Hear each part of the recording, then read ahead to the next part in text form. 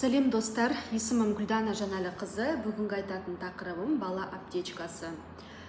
Жаңадан туған аналар бар, тіпті кейбір опыты бар аналардың өздері білмей жатады. Бала ауырып қалған кезде тіс ауырса, сүйектері, буын-буындар ауырып қалатын болса, қандай дәрі беру керек екенін білмей жатады.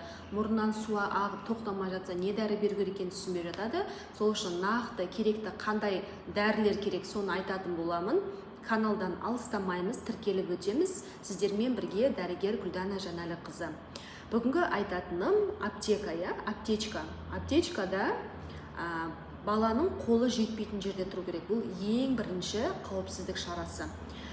Және де дәрілердің несіне қараймыз, дозасына қараймыз, ашылған ба, егер сізде антибиотиктар, жөтелге қарсы сироптар, ол ашылған бір 3 ай, 1 ай, тіпті 2 апта өтіп кетсе де, оны қолдануға болмайды. Оны уже тастау керек деген сөз.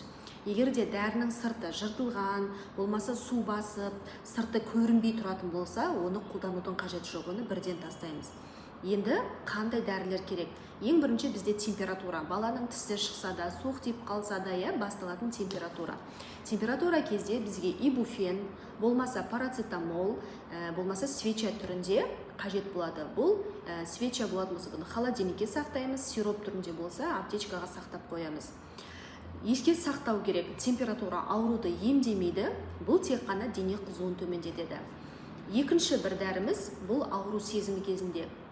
Балаңыз құлап қалатын болса, тізесі ауырып, кейде реактивный артрит болады, суставтар ауырып, ісініп қызаратын болса, бір жерлерін кесіп алып ауыратын болса, тісі ауыратын болса баланың, бұл кезде біз ибуфен береміз, яғни ибуфен, ибупрофен. Бұл қабынуға қарсы ауру сезімін басатын препарат болып табылады.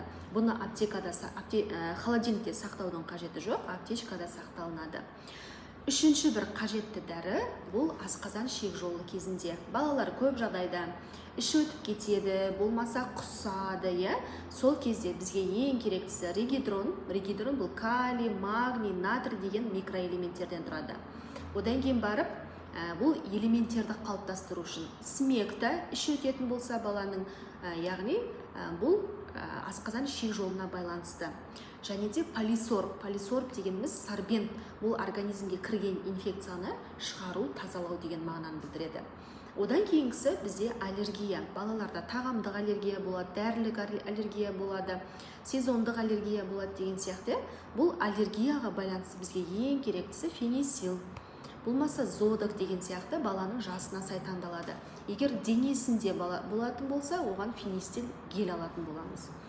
Тағы да бір қажетті бізге зат, бұл мұрынның ағуы, мұрынның бітелуі, баланың ұзақ уақыт бойы мұрын бітіп жүреді, мұрнынан су ағып жүреді, сол кезде не керек? Бұл тұзды ерітінділер.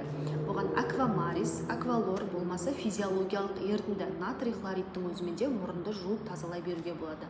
Бұл біріншіден мұрынды тазалайды, мұрынның назофарингит дейміз, қатты ағып тоқтамай жүрген кезде соның қан тамырларды сужать етеді. Соның әсерінен емдеуге өте жақсы әсерін береді. Және де баланың аптечкасына керекті заттар бізде пипетка, кішкентай пипеткалар, екіншіден температурасын өлшейтін градусніктер, одан кейін кішкентай қайшы, бинт керек болады бізге. Одан кейін жараны өңдеу мақсатында, егер бала құлап қалатын болса, соны жараны өңдеу үшін сутегінің асқын тотығы, болмаса хлоргексидинді қолдансақ болады. Осындай нақты бізге керекті аптечкаларымыз осылар болады. Тағы да қандай да қызықты бір ақпарат керек болатын болса, мазалап жүрген сұрақтарымыз болса, комментарийға жазамыз, толығымен айтып кететін боламын. Тіркелеміз, ауырмайық, сау болыңыздар.